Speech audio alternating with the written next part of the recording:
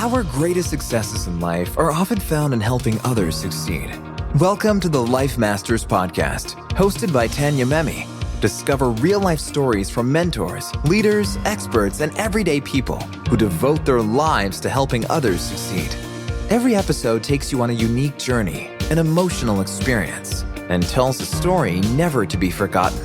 Tune in to Life Masters with Tanya Memi and start fast-tracking your journey to success today.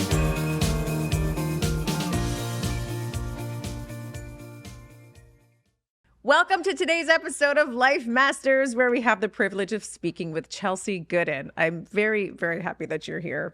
She's a passionate advocate for teenage girls and a driving force in gender justice. She's an author and a mentorship director, and she has been empowering young women for a very long time, over 16 years, through her work with nonprofits like DemocraShe. And she's also the author of a best-selling book called Underestimated. And that's why I brought you in here today, although I've been following you forever.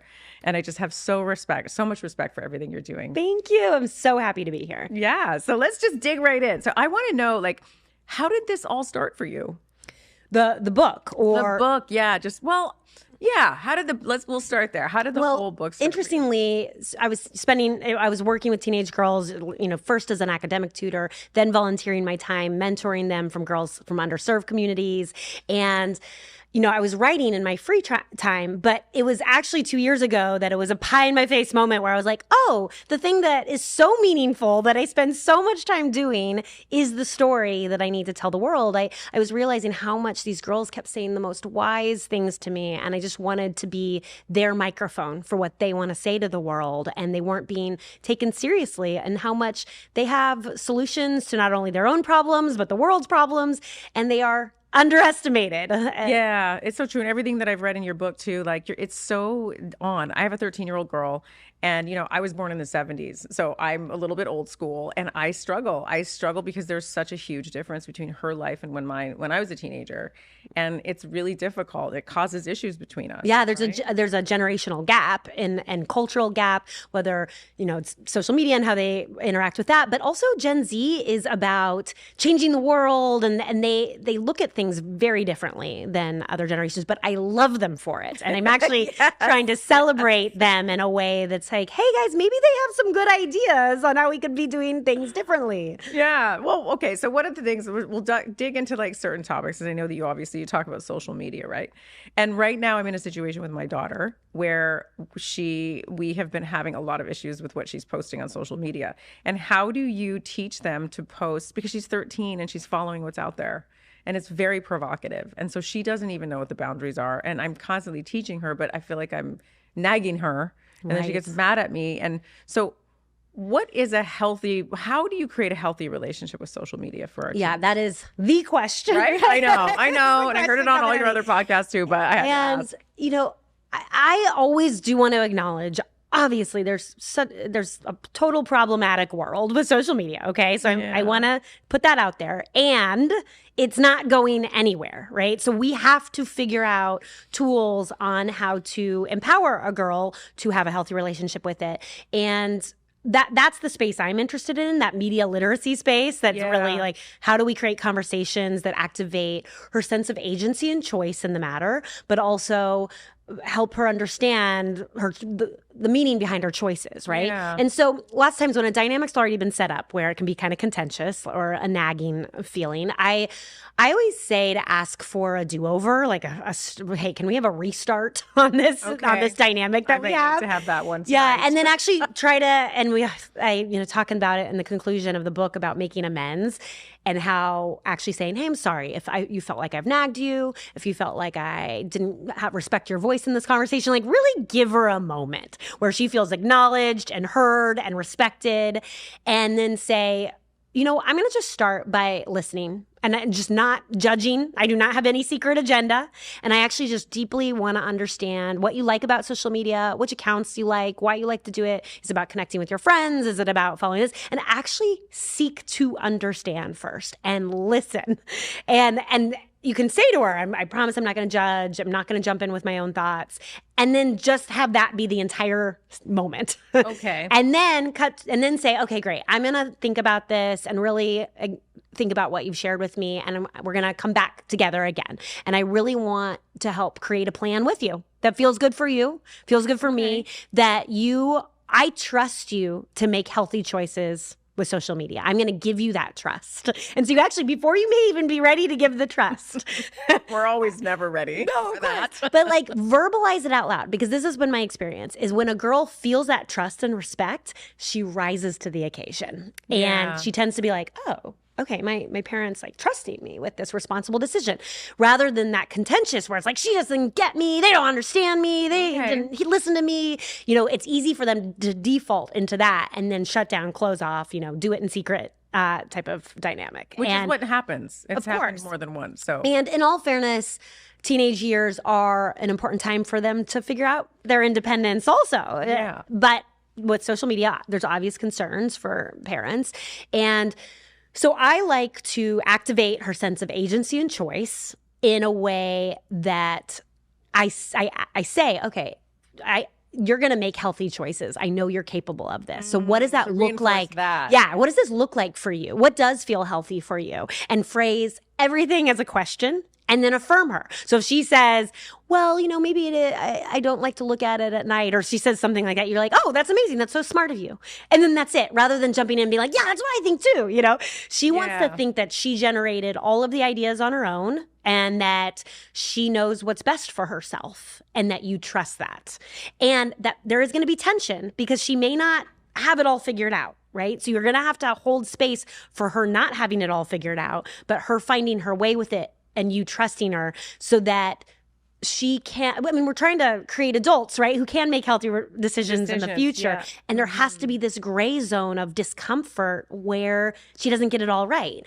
But when we jump in and try to fix it for them or give them our solution, what happens is they wall up and close you out. And she does shut down, we have a good relationship, but there are times when she shuts down because sometimes, you scroll under their social media. So there was a situation where she had it set up where I couldn't see her social media, right? But I didn't know that. And then I find out that that's what was happening.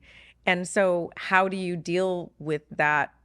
And then you find things there that you're like, I cannot believe, and then when you compare it to some of other girls her age, it's not that bad. Right.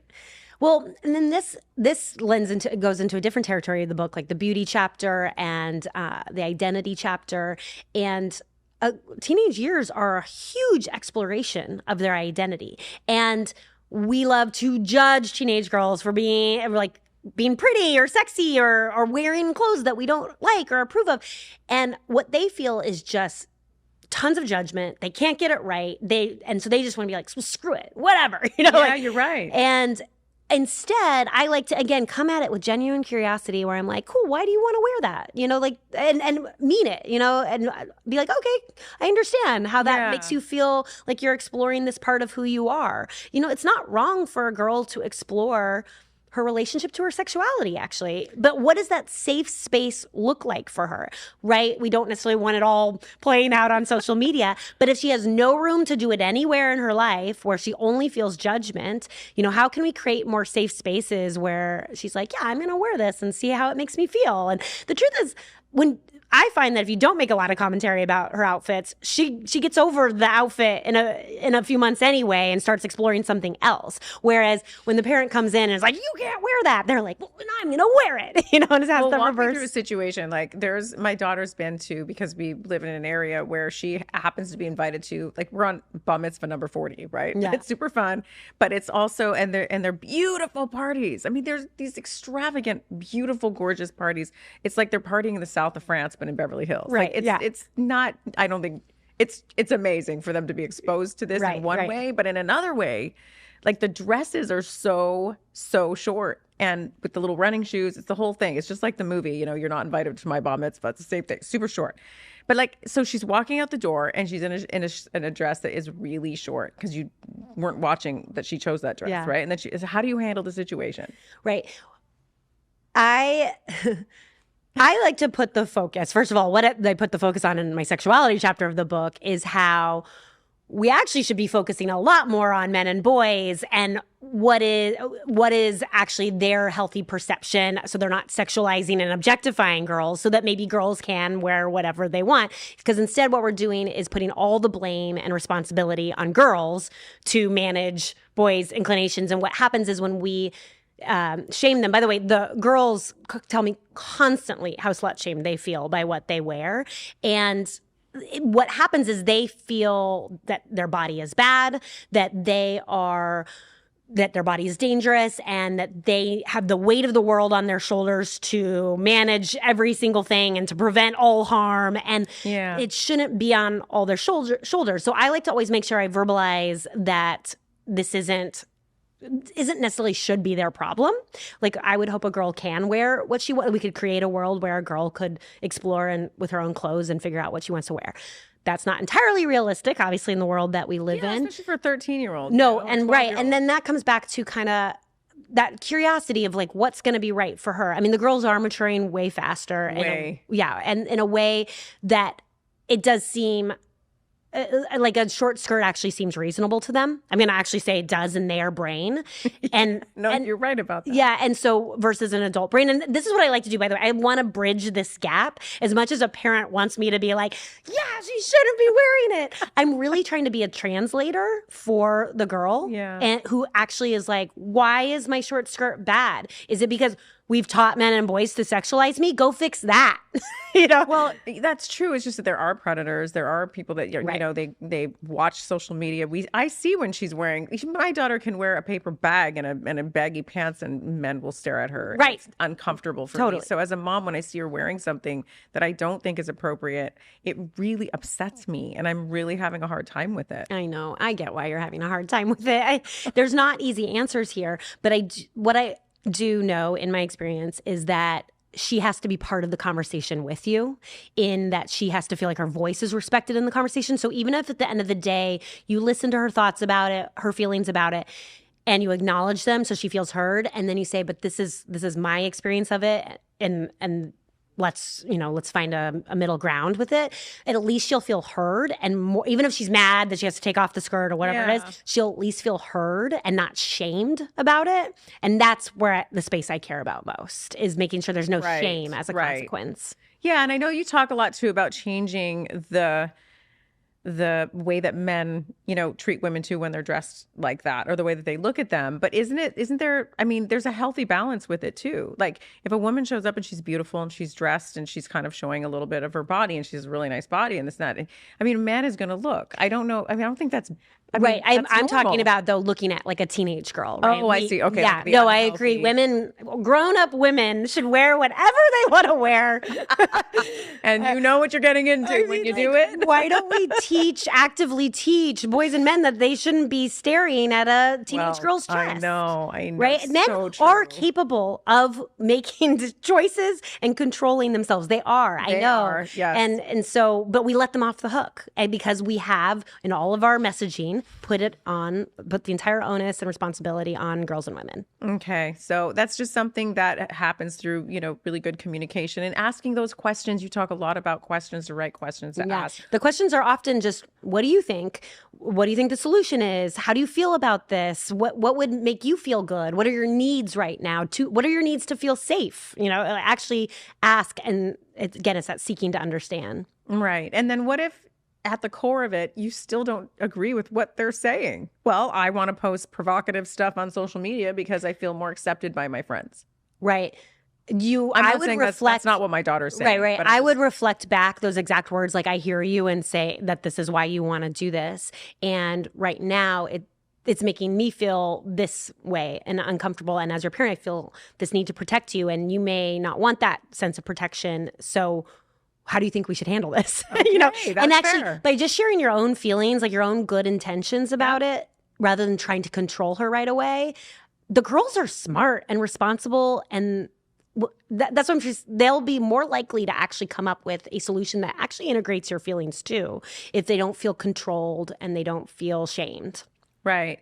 And then, I know that you know about the CDC, Of course, the report that they're report that came depressed out. and anxiety and sexual assault and all the different things. Yeah. I mean, I was not surprised about the sexual assault statistics at all. A lot of people were, but that is depression and suicide is on the right, rise. 100%. And I've been in this space a long time, and I've actually been on the front lines of ending gender-based violence and this type of work. And so I'm on the board of a nonprofit called A Call to Men, which is exactly what I'm talking about, getting men behind the cause of ending gender-based violence. Because if women could have ended the violence by ourselves, we would have done it by now. We need to invite men into this part of this conversation and make sure that they are a part of the solution, because it's actually a male violence issue is the true problem. So what would you say is the biggest difference?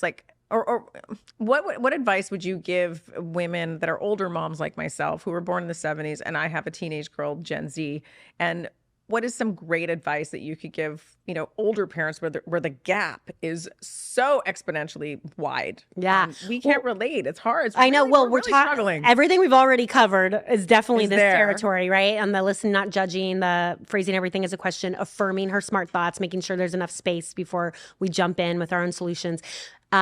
Because Gen Z likes to have a voice. These girls want to have a voice. They do. Right? Our generation, the older generations, women were way more quieted in a pleasing way, right? And in all fairness, to address back to the depression and anxiety you brought up, I find the root of it has a lot more to do with that type of pressure and expectations we put on girls to be perfect and likable all the time. Yeah. And rather than pretty getting and perfect and likable and all good of grades it. and all of it. And that's what's causing so much anxiety, because it's impossible. It's impossible. They put it on themselves amongst each other, though, too. Totally. Well, there's socialization. We're all socialized this way, whether it's through the media, whether it is parenting or school environments. There's so much messaging coming at them. So I try to be the change, right? Yeah. And message something differently. And I will say there's a huge difference between working with boys and girls. And the boys, they can be imperfect. They can be messy. They can make mistakes, and they don't absorb it into their entire identity as I'm a failure. Whereas the girls do. They make one little mistake and they're never going to do it again. They're never even going to try that again.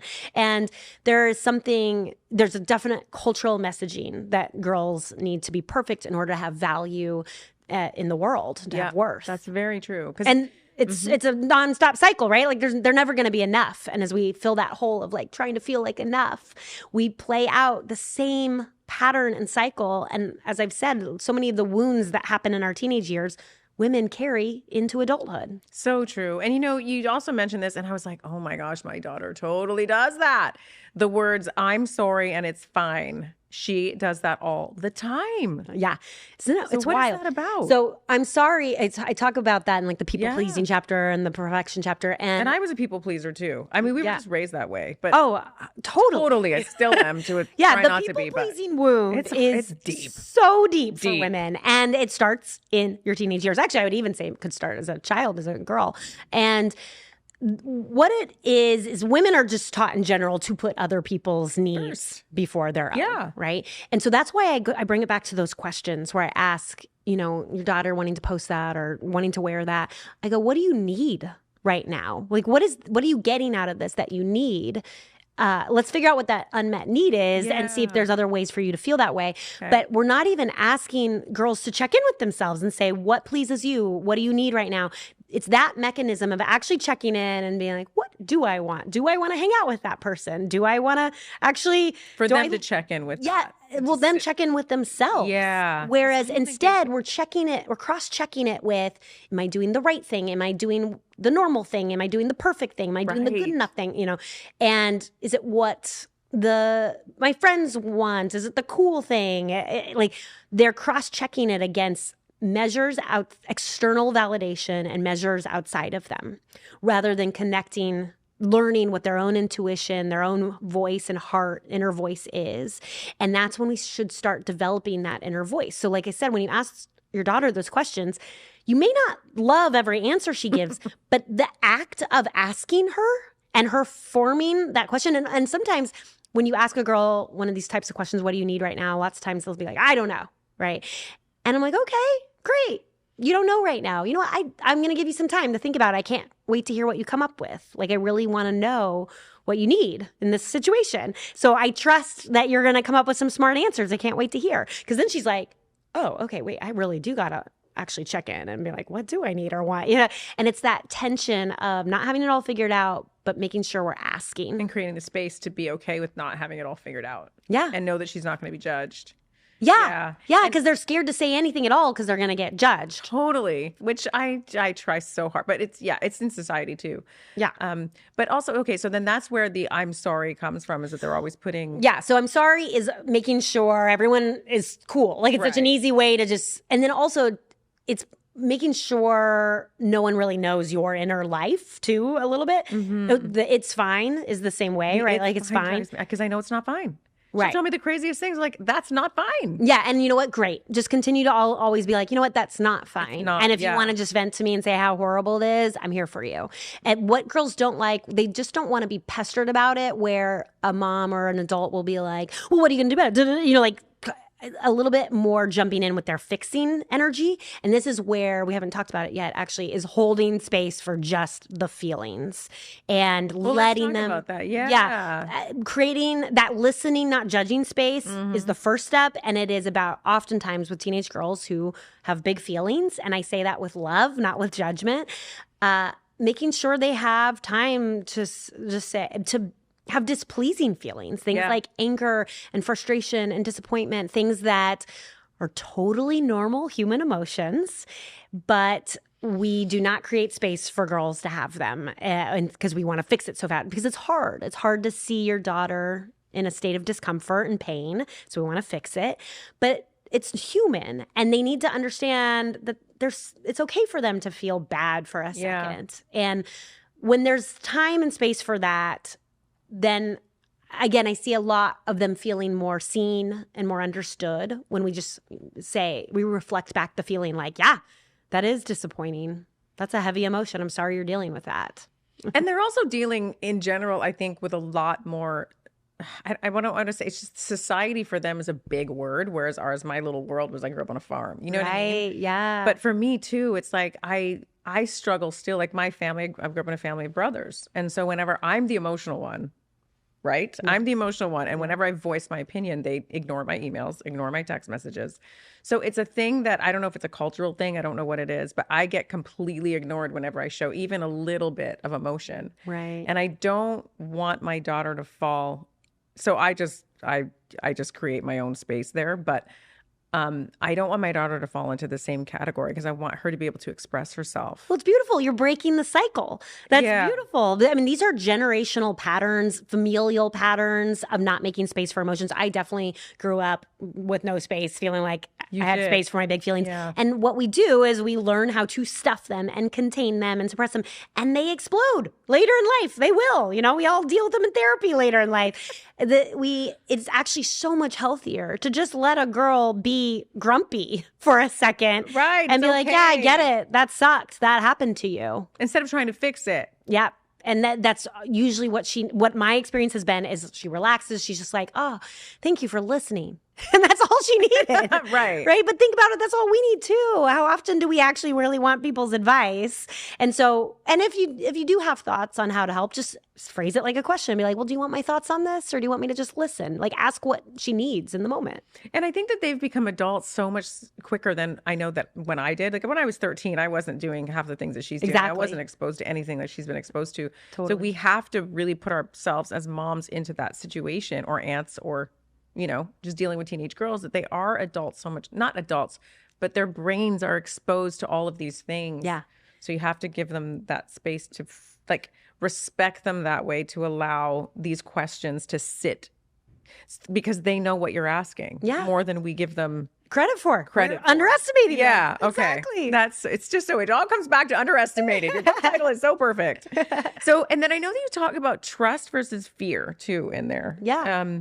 So how you should learn to trust your daughters or teenage girls instead of fearing what their answer is going to be. Exactly. Well, so fear in general, whether it's with a teenage daughter or just all of life, fear is not helpful. And the girls absorb fear. When they feel fear from their parents, they absorb it, and then they stop trusting themselves too. They're just like, oh, well, I'm a victim. It puts you into a victim mode, right? Like social media, right? Like we could teach them to be a victim of it, and she will be a victim of it then, and to fear it. Or we could teach them we could empower them to make healthy choices and to trust themselves and to trust their ability of like, that's a photoshopped photo and I don't need to look like that. Girls are very capable of looking at a beautiful photo of somebody on Instagram and saying, oh, that was photoshopped or face-tuned, and that's an unreasonable standard for me to try to meet. They are capable of that, but we have to make sure we're having that type of conversation around it. And that is a trust conversation, not a fear conversation. And instead it's like, oh my God, she's going to look at those and she's going to have an eating disorder. You know, like eating disorders are a real issue. They are. But I find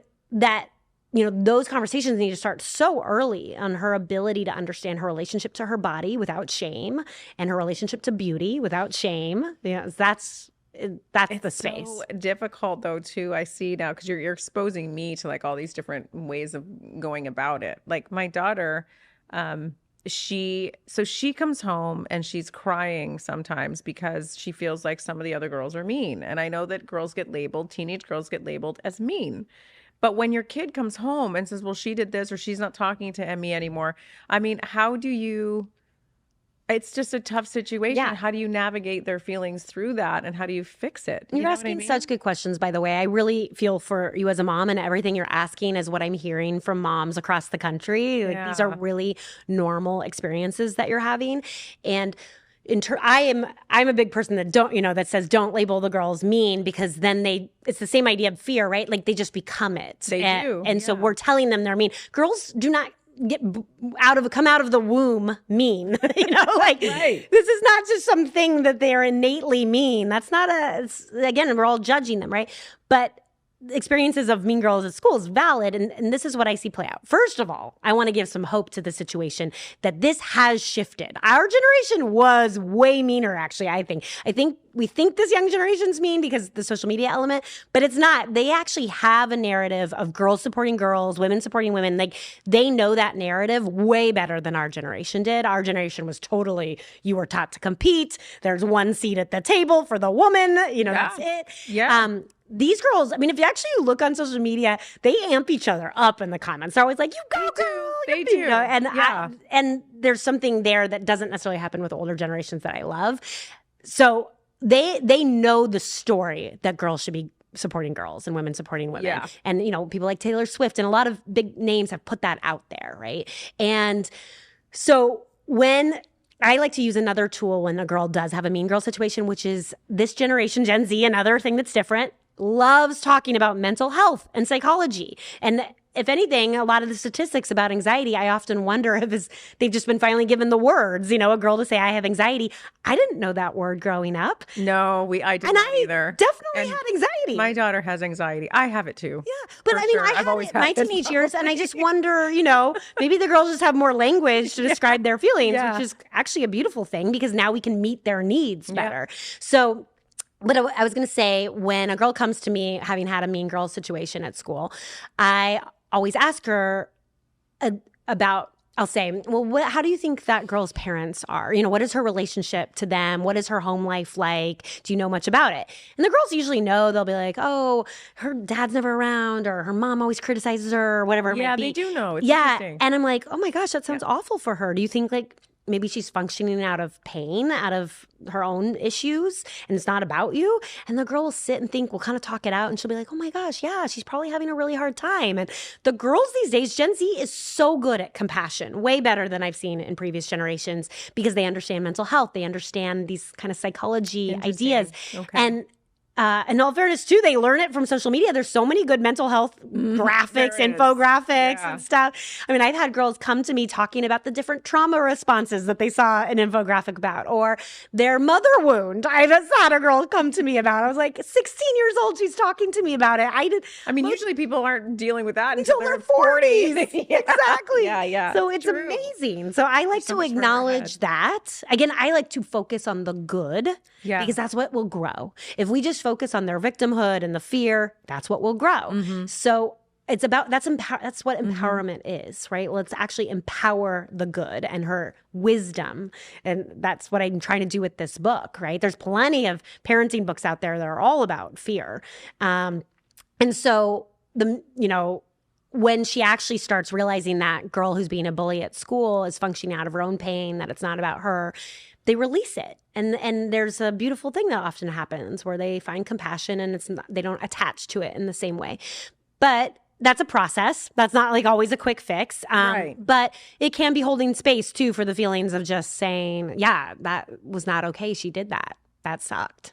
And just have them just see both sides of the story and really analyze it from all different, instead of judging that other person or judging the situation. Yeah. Well, I like to first hold space for her feelings and be like, Yeah. yeah, that sucked. That's not okay. And then just come at it like, well, what do you think that girl is like? Not with a fixing energy. Right. Not with, again, just that genuine curiosity energy that has no secret agenda. I mean, I guess you have an agenda of like helping her see the other side of it, but she can feel the difference. That's the other thing. Teenage girls can read you like crazy. That's to not be underestimated as well. They know when you are lying, when you're half lying, when you're omitting. I have a whole chapter on radical honesty because I think it's their superpower. And the more you can just be so real with them about stuff and just say the truth, they'll respect it. Yeah. And I think, I always battle with, even with her clothing and stuff like that, like the difference between dressing classy, like where has the class gone? But then maybe what class meant to me is different than what it is today. I don't know. Yeah, she's going to experience that word differently for sure. Right. Much differently. But I should ask her, what does that mean for you? Yeah, exactly. You know what I mean? Yeah, with to really curiosity. sort of dive into those questions. questions. Well, hey, totally. When I talk clothes with girls, I'm like, well, okay, so I'll ask that. I'll be like, well, is that classy or is that, what do you think? Is that showing off your sexuality? Is that about being pretty? Is that about being trendy? Is that being about hip? Like, what is this? I just want to understand it. Or just fitting in. It's not even what you like, whatever. Yeah. Well, they would have to say that, but interesting. So then, okay, so right now I'm also dealing with a situation, which I know a lot of other moms are too, with Snapchat. Snapchat is the one app that we can't control. I know. And so they have supposed, parental control things, but they charge like $50 to $80 a month because they know that they got parents, right? Yeah. Right there. They're willing to do anything to control their Snapchat. Yeah. What is a healthy relationship with parents having parental controls on their kids' social media? Because my daughter resents me for it. Like, I'm so much more strict, I feel, than even... And I like it, but I don't, because she resents me for it. And I'm trying. That's why I have you here today, because I'm one of those moms that I need help, Oh, no, I get it. So. I mean, it's a really similar conversation and that I said about social media. It's that same dynamic. That resentment that she already has is that I would work to clear that out first. Oftentimes you can be like, hey, I just read this book. I'm going to try something new. I want to try something new to switch this up because what we're doing isn't working.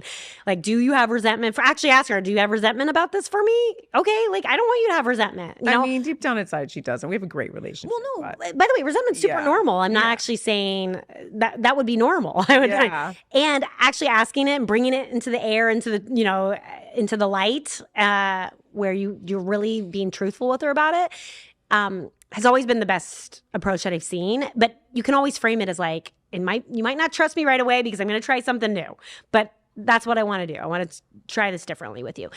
And there's that with hope that she will, you guys will have a better conversation that creates a dynamic you like better with her relationship with Snapchat. Or we may have to let go of some things that are not in our control for this teenage generation. Right. Oh, it's so hard. Yeah. But what about the parental controls? Right. Well, I don't know the intricacies of the parental controls on Snapchat in the same It's level. very difficult. Yeah. It's very confusing to me. Yeah. So I can't give like technical advice that is I don't mean that. I mean, how much involvement should we have? Well, it comes back to, it's always going to be specific to you and your daughter. What works for you too. And we decide together kind of thing. Okay. All right. No, I can come at it with that. Yeah. Rather than a set rule of like, this is how it's done. They're not going to respond well to that. It is about co-creating the rules together. Yeah. So, and I remember before we started the episode and I had spoken to you, I said, well, Life Masters is usually about people that have hit rock bottom and got out of it. But I really wanted you on the show because I know you help a lot of teenage girls out of what they would feel is going through a very, very tough time in their life. But then you had also expressed to me that you're also, you've gone through the whole process of healing your own mother wounds. Yeah, too, right? 100%. And I really respect the rock bottom in general. I think that it's really hard for people to change without experiencing pain. Unfortunately, like pain is really just the best teacher, and that creates the really scary choices. Like our brain likes to stay the same in what feels safe and comfortable, even though it's not necessarily good for us. Yeah. And so to make those changes, it takes a lot of bravery. So for me, what happened was so many of my wounds, my teenage girl wounds inside of me, were like people pleasing, self-doubt, perfectionism, shame, relationship to my body and beauty. Those all set up shop in my teenage years, and I carried them into womanhood. And so when I started working with these girls, they would get triggered, right? They would reflect. I would see myself in them, and I see it with moms too. When they're triggered by their daughters, usually it's their thing. Their own story. Yeah, it's their story. It's their trigger. Yes. So usually one of the most helpful things I can do, as much as we're trying to be practical about social media, what I've learned is the only thing that's truly in your control is yourself and your own healing. And the more we don't project our own stories onto a girl, because lots of times the girl's like, that's not my story. That's why she just wants to feel heard first. She's like, hey, listen to how I'm experiencing this differently. Yeah. And instead of our version of classy, right? That we're projecting onto. That's right. Yeah. And so